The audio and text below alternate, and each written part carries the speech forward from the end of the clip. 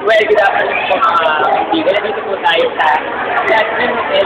Tapos ng punong seminar.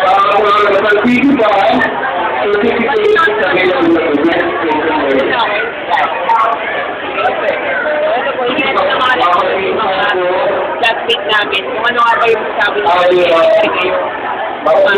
Una yan sila.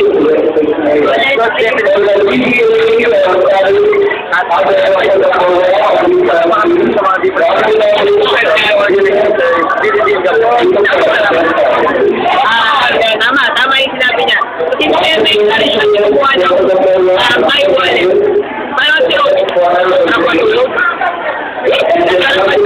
Napatulog. Ako patulog. May wallet na ako eh. Kaya hindi na ako mag-aabing.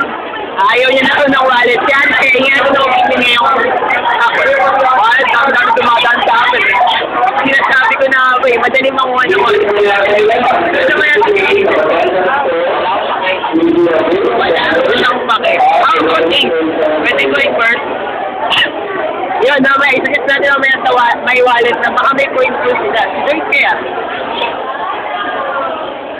Wala na ito, mga. Hindi siya makapagsalita. Kung natin na mga opinion sila, Sergeant. Wala akong opinion. Wala daw siyang opinion. How about this group? Any opinion about the seminar this afternoon? Keep guys. No comment. No comment. Tayo nila magsalita. Then, nangyari ayaw din nila. Ilalagay ko ng scrapbook. Anything to say? Trip lang to trip. Beba, kung nasabi ka pa. Magtigil ka na. Ilalagay mo ba yan? Doon tayo sa likod. Sige, mag-break ko natin sa kanya. Ilalagay mo ba yan sa scrapbook?